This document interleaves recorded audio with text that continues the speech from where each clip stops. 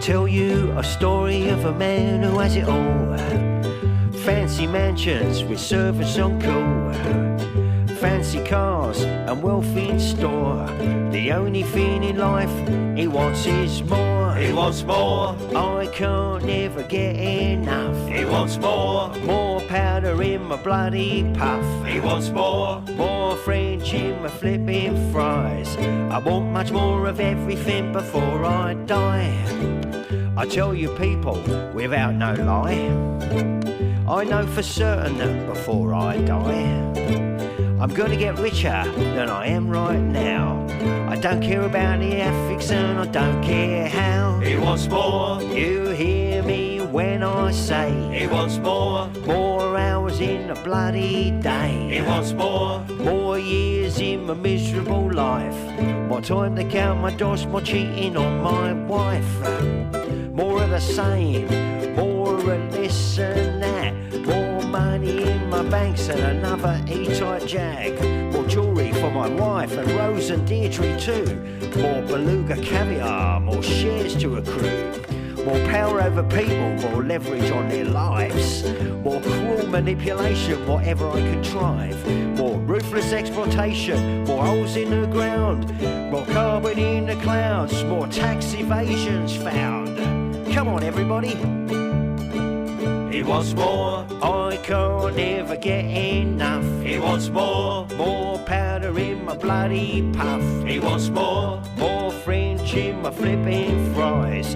I want much more of everything before I die. He wants more. You hear me what I say. He wants more. More hours in a bloody day. He wants more. More years in my miserable life. More time to count my doors, more cheating on my wife. We want more. You know what I say. We want more. You know what I say. We want more. Yeah, hang on a minute, what do you mean we want more? No, We want I more. want more. I want more. I said I We want want more. more. That's ridiculous. No, come on, that's stupid. We want more. No, it's all for me, innit? You can't have nothing. You can't have We a want bloody more. thing. I told you before, I own bloody everything. We want it's more. ridiculous. You're doing me, you can't have nothing. We It want all more. belongs to me. Every bloody cent is mine. We I want want more. everything. Everything there is mine. I want We it want all. more. I need it all, and I need it now. We Don't want stuff more. me around. I know this is my right. We want I more. have a right to own everything. We want everything. more. Everything's mine. Nothing belongs to anyone We want but me. more. I am the ultimate owner of We want more. everything. I am the biggest boss. I got more We than want all more. of you combined, and you We suck. want more. I'm over it. I've really had enough. I tell you. We want more. You know what you've done to me? Hello, Chris. Chris Dockrill here in the studio. That is in my head now. I'm going to be singing it on the way home. Mate, that's very catchy. It is catchy. Well done. Lynn wrote the music. No, actually, Paul Burton did the arrangement for that. I wrote the lyrics. I gave Paul the brief. I said, I want an Eric Idle-sounding song. You got that. With the ukulele. Always and look on the Paul bright- Paul is a Pom, but he really bunged on the Pommy accent for me to give me that Eric Idle sound. He sure did, yeah. And if you listen to the lyrics, they really do nail the central character of my play. We drove past the bandbox last night on the way to get the pizza because I had a slack tea last night. Your turn to cook, was it, Mike? Yeah. And we went past the bandbox and up Wide Street, and I thought, oh my goodness, there's so many cars. What was going on? It must have been full in the bandbox first night. Well, opening night last night, and the bandbox holds about 150. Yeah. And we had at least 130, Wow. maybe 140, because I walked around, there were hardly any seats left in the house. So what a great way to start the night or start the season. And last night was a VIP night. We were all dressed up, semi-formal. We had Mike Lee, local guy from Cundabank, doing the catering. Everyone had hors d'oeuvres and red and white wine, and it was a fantastic night. And I'm telling you, everybody left absolutely stunned. Fantastic. And the applause was deafening. The applause was deafening, that's the first big live contemporary theatre production since my last one, Flame Trees. I know we had COVID and all that sort of stuff in between. That was, 2020 was the last one? 2.5 years ago. Yeah. So I think the people of the Macleay were very hungry for a bit more live theatre. And can I just say, I sat next to a lovely young couple. Yep. And they said to me, this is the first time we have been to the theatre in our lives. And the smiles were just cracking their faces. They said, this is just amazing. So we're serving a purpose in Kempsey in that we're providing that live theatre experience for people. Wow. Yeah. I went with a friend in Sydney to see Ruth Cracknell in a one-woman play called Machiavelli. It was brilliant. Right. And my friend had never been to a live theatre, and he thought, oh, wow, same thing. So it's kind of grabs you if you've never been to a live theatre. It's pure magic. Yeah. I mean, it transcends anything you'll see on a big screen. When you see people up there only metres from you, stepping into another world and creating that world for you, it really is magic. And how did the sets come up? Good?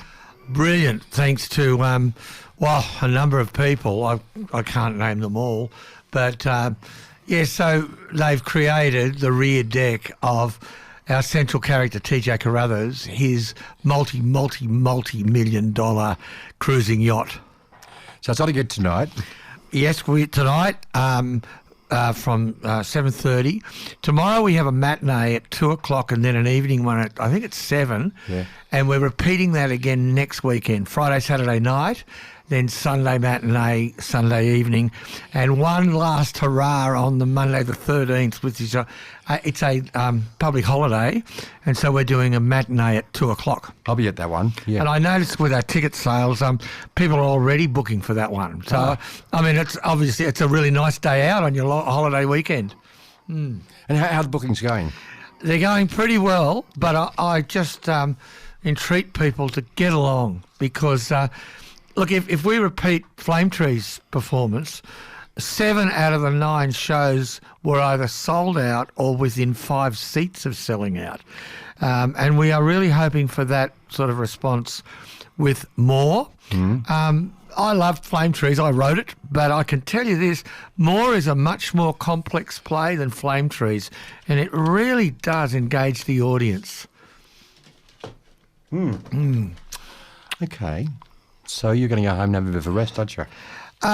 Living on sort of stored energy at the moment, Mike, as are the cast members. And as a director and a producer, there's nothing more satisfying than walking into that green room after the show and looking at the cast, and they know, like last night, they knew they nailed it. It was seamless, it was perfect. And they were really on that classic theatrical high of just knowing that they had turned that audience on. What was the chatter like in the green room? Good point. Yeah. Of course, they're all chattering, going, "Oh, I could have done that line better. I could have done this line better." I mean, they are their own worst critics. Well, that's good. And it's interesting because in that last week leading up to the opening night, what I do as a director is, I get them to focus on helping each other on stage because there's a huge amount of lines to learn in this play. And they've got it. They've got to that point now where if someone looks like they might drop a line, someone else will come in and help them. And the audience don't know. No. It's absolutely seamless. Seamless, yeah. And but seriously, the chatter was... It was a chatter of they were hyper. You could tell they were just hyper because they knew they had nailed it. Yeah. So some lovely parts in it. I mean, it's interesting. You never know until you put a play on how an audience is going to react. And there's one scene where it's early in the morning and people are getting up out of bed, and TJ Carruthers, his right-hand thug, Bruno, he's a kneecapper. Bruno's a kneecapper. Yep. And he's coming out and he's trying to pull on his T-shirt. He's just out of bed. And of course, he gets a huge round of applause because he's baring his chest to the audience. Little things you don't think of when you're actually in rehearsals. But and you've got a good audience. You know the audience are with you, and they are responding to those little things that you didn't even anticipate. And look, all I can say is congratulations to the cast, because you guys nailed it, and I really hope we get as many people as possible from the Valley to come along to this show, because they will never forget it. And you can get tickets from Coastline Credit. You can get them from yes, yeah. Hourglass Jewellery. Jewellers, yeah, you can. Or online. If you don't like going online, good old Coastline, they are brilliant sponsors. You can get them from West or the Main Street branches, or Hourglass Jewellers, who always support the Bandbox. Thank you, guys. Or, very easy, go online to Ticket Host, one word, and just search for more, and it'll list all of the available dates.